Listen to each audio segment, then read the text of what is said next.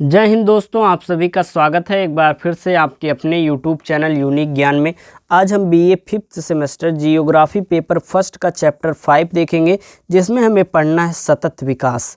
इसके पहले के 4 चैप्टर्स हमने बहुत ही अच्छे तरीके से आपको करा दिए हैं, जिसका प्लेलिस्ट आपको हमारे चैनल पर विजिट कीजिए, मिल जाएगा BA 5th semester geography paper first classes, या फिर प्लेलिस्ट की लिंक आपको डिस्क्रिप्शन बॉक्स में मिल जाएगी, वहाँ से आप देख सकते हैं। अगर आप नोट्स प्राप्त करना चाहते हैं तो आपको नोट्स भी प्रोवाइड कराया जाता है। हर एक चैप्टर को पढ़ाने के पश्चात तुरंत ही टेलीग्राम चैनल पर आपको मिल जाता है नोट्स, वहां से आप नोट्स डाउनलोड कर सकते हैं। टेलीग्राम चैनल का लिंक आपको डिस्क्रिप्शन बॉक्स में मिल जाएगा। टेलीग्राम चैनल ज्वाइन कीजिए और वहां पर साथ ही साथ सभी यूनिवर्सिटीज़ के नोटिफिकेशंस या ऑफिशियल नोटिफिकेशन जो भी आता है परीक्षा की दृष्टि से, एडमिशन, रजिस्ट्रेशन, स्कॉलरशिप जो भी आते हैं आपको वहाँ टेलीग्राम पर बता दिया जाता है। तो टेलीग्राम अवश्य ज्वाइन करें, चैनल का लिंक आपको डिस्क्रिप्शन बॉक्स में मिल जाएगा। तो चलिए देखते हैं सतत विकास आखिर होता क्या है। हमें पढ़ना है सतत विकास विकसित क्षेत्रों में किस प्रकार से होता है, जो विकासशील देश होते हैं उसमें किस प्रकार से सतत विकास के लिए नियोजन किया जाता है। इन सभी बातों को हम अच्छे से देखेंगे।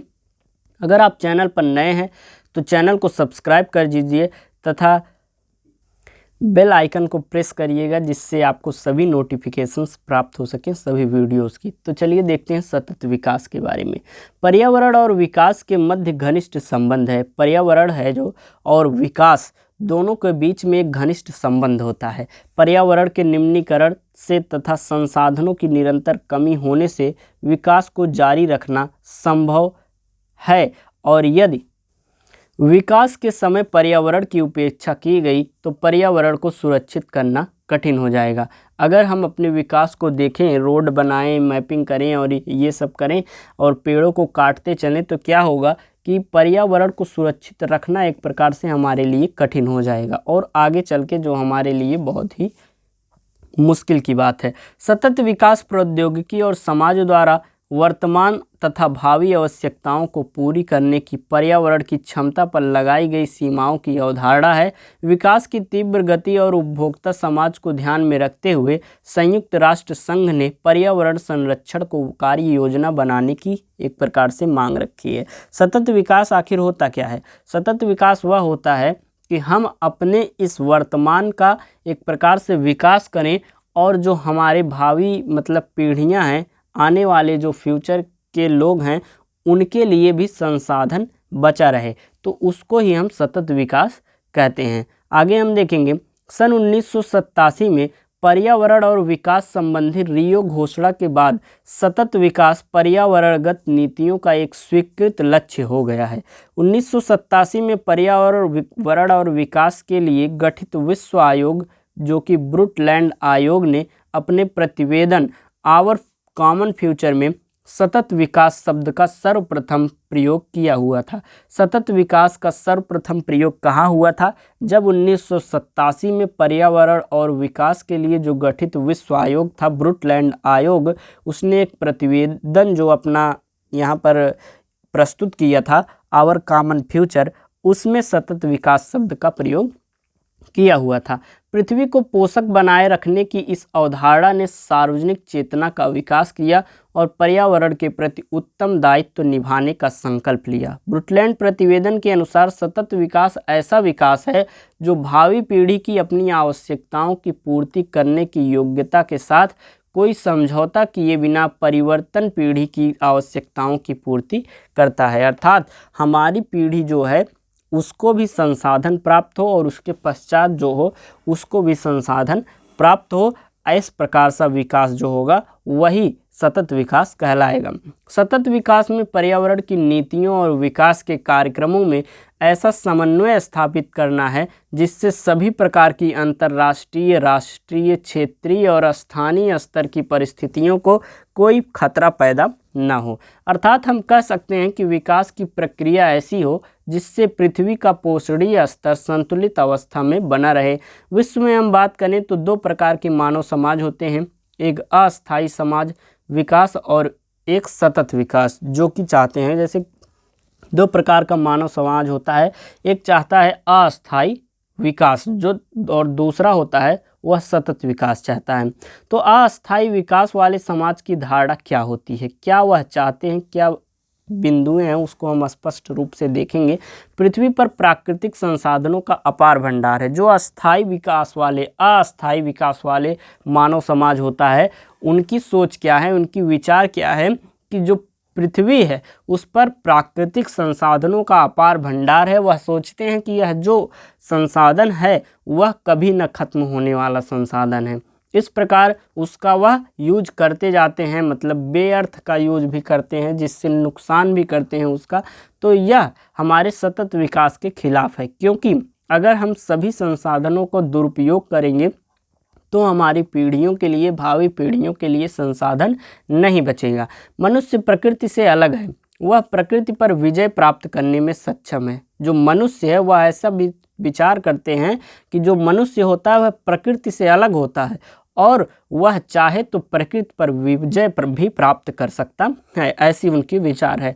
तीसरा उनका विचार क्या है कि मानवीय कार्य में बर्बादी होना स्वाभाविक है। जो मानवीय कार्य है उसमें संसाधनों का बर्बादी एक प्रकार से स्वाभाविक है। चौथा है कि नई प्रौद्योगिकी से पर्यावरण में सुधार संभव है, वह ऐसा सोचते हैं। अगर हम इसके विपरीत देखें, जो सतत विकास वाले समाज की विचारधारा है, वह कहते हैं कि जीवन की गरिमा भौतिक संपत्ति के संचय से अर्जित नहीं हो सकती है। भौतिक जो संपत्तियां हैं उससे जीवन की गरिमा एक प्रकार से नहीं हो सकती, नहीं अर्जित की जा सकती है। प्रकृति के साथ हमारा सहयोगी व्यवहार होना चाहिए। जो सतत विकास वाले समाज वाले लोग होते हैं उनका विचार क्या है कि प्रकृति के साथ हमारा सहयोगी विचार, एक प्रकार से सहयोगी व्यवहार होना चाहिए। वह सोचते हैं कि पृथ्वी पर संसाधन सीमित मात्रा में है और हम इसका दुरुपयोग न करें। जितना हमें यूजफुल हो, मतलब जितना हमारा कार्य हो उतना ही संसाधनों का प्रयोग करें, कम से कम प्रयोग करें। नवीकरणीय संसाधनों के पुनश्चक्रण द्वारा उनका समाप्त होना रोका जा सकता है। मतलब संसाधनों को नवीन रूप से नवीन बनाकर उसको एक प्रकार से नवीकरणीय करके उसका प्रयोग जब हम करेंगे पुनःचक्रण करके, तो वह समाप्त होने से उसको रोका जा सकता है।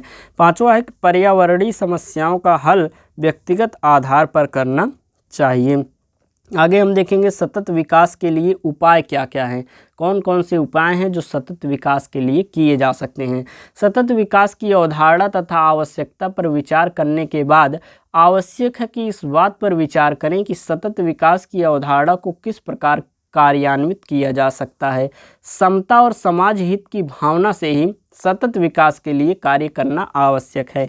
अभी तक हम सोचते थे कि हमारी क्रियाओं का दूसरे क्षेत्रों के पर्यावरण पर कोई प्रभाव नहीं पड़ेगा, लेकिन अब सिद्ध हो गया है कि परस्पर निर्भरता केवल स्थानीय विषय न होकर अंतर्राष्ट्रीय विषय हो गया है। एक प्रकार से अगर हम सोचते थे कि जैसे दूसरे देशों में वार हो रहा है या प्रदूषण हो रहा है तो हमारे देश में उसका कोई प्रभाव नहीं पड़ेगा, लेकिन ऐसा नहीं है। पूरे विश्व में कहीं भी किसी प्रकार का प्रदूषण होगा या संसाधनों का दुरुपयोग होगा तो वह एक प्रकार से हर एक देश को प्रभावित करेगा। यह एक अंतर्राष्ट्रीय विषय हो गया है जो प्रकृति है। सतत विकास के लिए निम्नलिखित बिंदुओं पर विचार करना आवश्यक है। सबसे पहला क्या बिंदु है, सबसे पहला है जिस पे हमें विचार करना चाहिए सतत विकास करने के लिए, वह है जनसंख्या वृद्धि। सतत विकास की सबसे बड़ी बाधा जनसंख्या वृद्धि है, क्योंकि जो संसाधन है, एक प्रकार से जो सतत विकास के लोग हैं उनकी विचारधारा है कि जो संसाधन है वह एक प्रकार से सीमित हैं। तो जनसंख्या जब बढ़ेगी तो संसाधनों का उपयोग भी बढ़ेगा। इस प्रकार से संसाधन की समाप्त होने की ज़्यादा चांसेस हैं। तो जनसंख्या वृद्धि को रोकना एक प्रकार से बहुत ही ज़रूरी है सतत विकास के लिए। विकसित देशों में जनसंख्या वृद्धि की दर 1% से कम है, लेकिन इन देशों में संसाधन और ऊर्जा की खपत जो है वह अधिक है। विकासशील देशों में जनसंख्या वृद्धि दर अधिक होने से उपभोग की वस्तुओं की मांग अधिक रहती है, जिससे विकास का सतत रूप बनाए रखने में बाधा पड़ती है। जो विकसित देश हैं वह जनसंख्या वृद्धि को एक प्रकार से उसकी जो दर है उसको कम करने में लगे हुए हैं और संसाधन और ऊर्जा को खपत को कम करते हैं संसाधन को कम करके, लेकिन जो विकासशील देश हैं वह जनसंख्या वृद्धि दर जो है उसकी अधिक होती जा रही है और वस्तुओं की मांग अधिक होगी। जब जनसंख्या अधिक होगी तो वस्तुओं की मांग अधिक हो रही है, और अगर मांग अधिक होगा तो सतत विकास का रूप बनाए रहना एक प्रकार से असंभव हो जाता है और उसमें बाधा पड़ जाती है। सतत विकास को निर्विघ्न कायम रखने के लिए आवश्यक है कि जनसंख्या की मात्रा और पारिस्थितिकी तंत्र की उत्पादक क्षमता में संतुलन बनाए रहें। जितना कि संसाधन की उत्पादकता है उसी प्रकार से जनसंख्या को नियंत्रित किए रहना चाहिए। अगला हमारा बात है जिस पे हमें सतत विकास को बनाए रखने के लिए विचार करना चाहिए, वह है प्रौद्योगिकी का उपयोग। सतत विकास के लिए वर्तमान प्रौद्योगिकी में परिवर्तन करना आवश्यक है। प्रौद्योगिकी ऐसी हो जिसमें छोटी मशीनों का उपयोग हो तथा मशीनों में ऊर्जा का कम उपयोग हो, जिससे पर्यावरण प्रदूषण कम हो। ऐसी प्रौद्योगिकी की क्या क्या विशेषताएं हो सकती हैं? पहला कि प्रौद्योगिकी सरल होनी चाहिए। दूसरी विशेषता, ऊर्जा की कम खपत हो जिससे प्रदूषण कम हो। अगला है कि कम पूंजी निवेश हो। चौथा है रख रखाव पर कम व्यय हो। पांचवा है प्रौद्योगिकी स्थानीय पर्यावरण और समाज के अनुकूल होनी चाहिए। अगला है इसमें स्थानीय संसाधनों का प्रयोग होना चाहिए। अगला हमें है संरक्षण से किस प्रकार से सतत विकास को बनाए रखा जा सकता है, इसको हम देखेंगे। सतत विकास के लिए संसाधनों का संरक्षण और उसको बढ़ाने के प्रयास भी आवश्यक है। एक प्रकार से सतत विकास को बनाए रखने के लिए हमारे जो संसाधन है उसको हमें संरक्षित रखना पड़ेगा और उसको बढ़ाने का एक प्रकार से हमें प्रयास भी करना पड़ेगा, जो कि बहुत ही आवश्यक है। संरक्षक के उपयुक्त प्रौद्योगिकी और ऊर्जा के गैर परंपरागत संसाधनों का उपयोग आवश्यक है। इसी प्रकार प्रयुक्त वस्तुओं का पुनश्चक्रण करके और उनके द्वारा दोबारा प्रयोग से भी जो है संसाधनों का संरक्षण किया जा सकता है।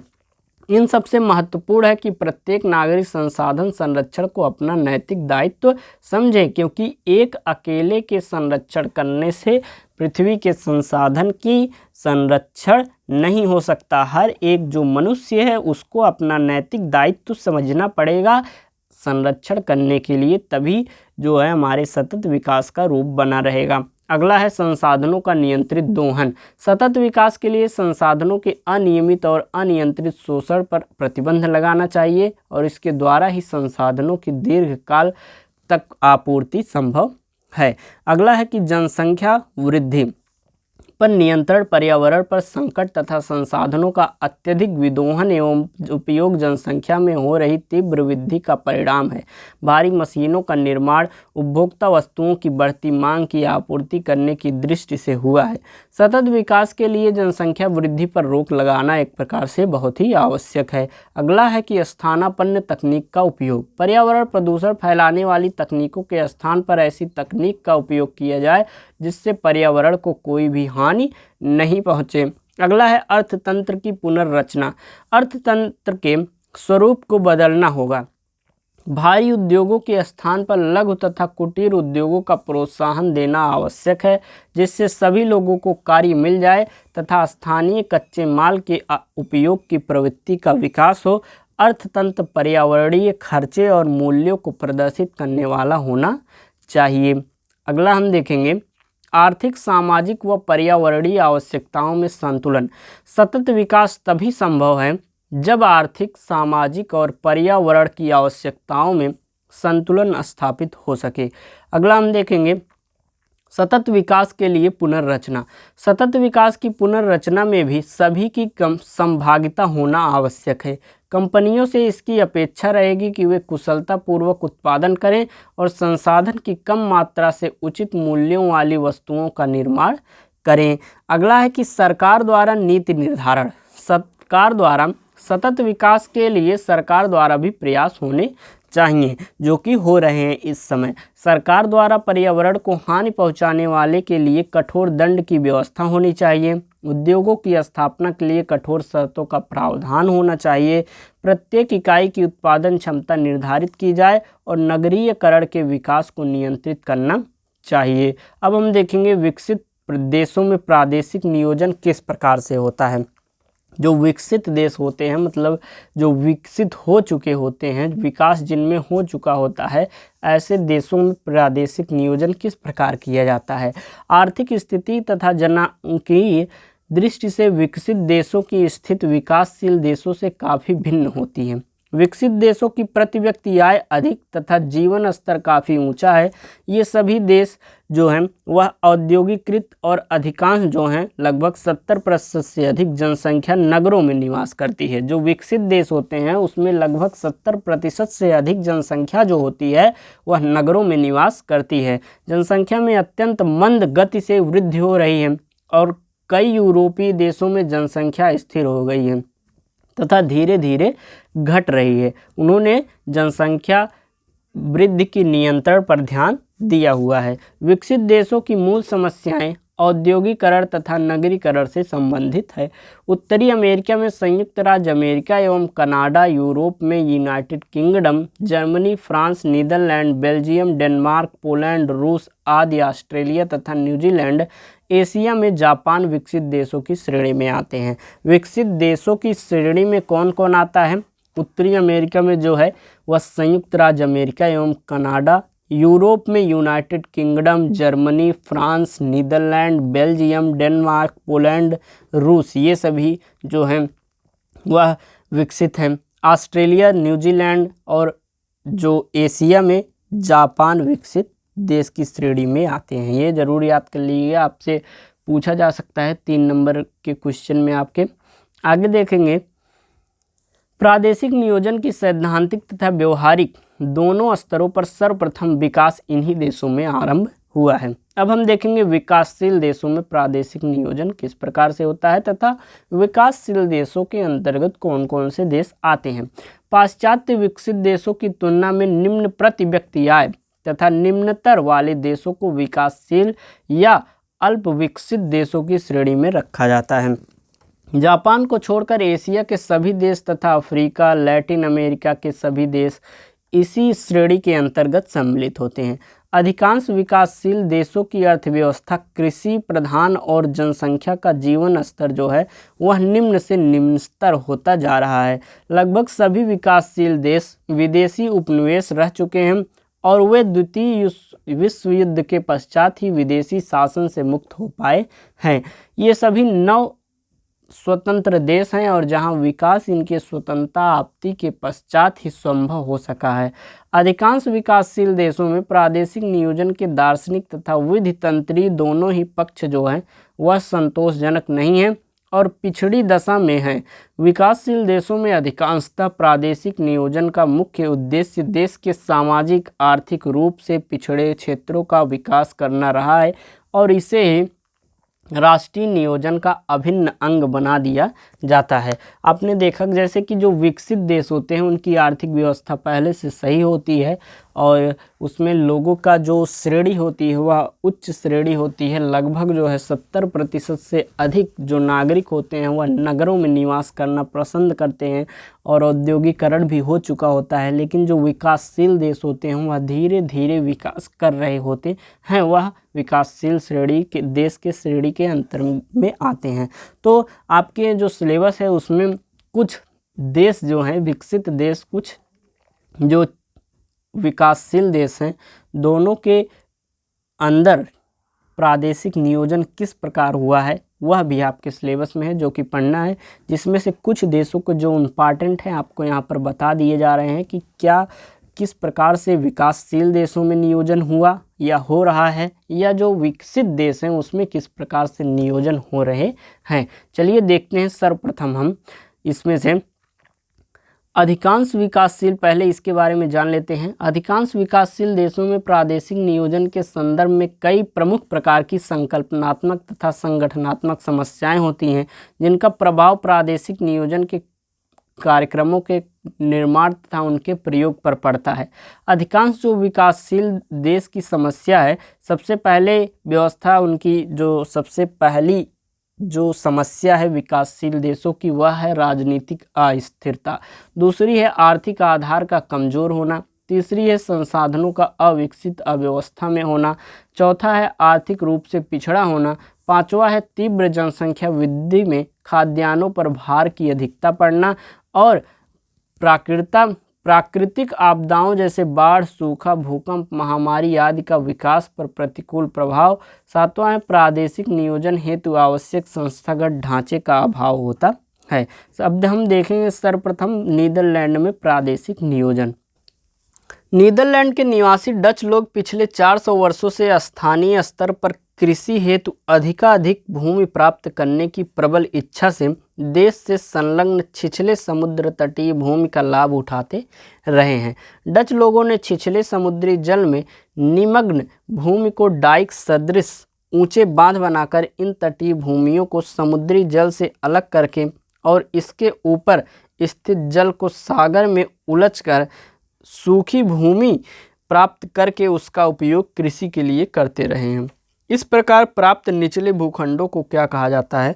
पोल्डर कहा जाता है। नीदरलैंड के समस्त जो कि 320 किलोमीटर लंबा है समुद्री तट के साथ समुद्र तल से 2 से 5 मीटर नीचे अत्यंत विस्तृत उपजाऊ समुद्री भूमि का निचला क्षेत्र जो है वह उपलब्ध है। नीदरलैंड के निवासियों ने इस प्रकार के लगभग 3000 पोल्डरों का निर्माण करके कृषि भूमि का विस्तार किया हुआ है। विकसित प्रौद्योगिकी के अभाव में पोल्डरों के निर्माण की प्रक्रिया जो है वह अत्यंत धीमी तथा सीमित थी, किंतु 1930 के दशक में बांध निर्माण प्रौद्योगिकी तथा ऊर्जा उत्पादन में हुई प्रगति के परिणाम स्वरूप पोल्डर निर्माण की प्रक्रिया अधिक सुगम तथा तेज हो गई है। सामान्यतः समुद्र झील या नदी के डेल्टा से प्राप्त भूमि को कृषि आदि उपयोग के अनुरूप निर्मित भूमि को पोल्डर कहा जाता है और उसका वो लोग प्रयोग करके धीरे धीरे विकास कर रहे हैं। चीन में प्रादेशिक नियोजन की बात करें तो चीन क्षेत्रीय विस्तार की दृष्टि से रूस तथा कनाडा के पश्चात विश्व का तृतीय बृहत्तम देश है, जिसका भौगोलिक क्षेत्रफल 95.73 लाख वर्ग किलोमीटर है, जबकि जनसंख्या का आकार के अनुसार यह विश्व का विशालतम देश है। इसकी जनसंख्या 141.24 करोड़ 2021 से अधिक है। मतलब 2021 में 141.24 करोड़ इसकी जनसंख्या है। हालांकि अभी इस समय में भारत में सबसे ज़्यादा जनसंख्या है। जनसंख्या की दृष्टि से सबसे बड़ा देश कौन सा हो गया है वह कमेंट करके आप अवश्य बताएं। चीन के कुल क्षेत्रफल के लगभग 40% भाग पर पर्वत तथा पहाड़ियां हैं और लगभग 33% भाग पर पठारी भूमि का विस्तार है और इसके लगभग 27% भूभाग पर समतल मैदान तथा नदी बेसिन जो है वह स्थित है। चीन के कुल क्षेत्रफल का लगभग 12% भाग ही कृषि योग्य है और लगभग बेसिन स्थित है। वीर के कुल भारत के कृषि योग्य भूमि के लगभग समान है। जो चीन है उसमें जितना लगभग कृषि भूमि है उतना ही भारत में लगभग कृषि भूमि उपस्थित है। चीन 1949 में स्वतंत्र हुआ और वहां 1950 में साम्यवादी सरकार की स्थापना हुई।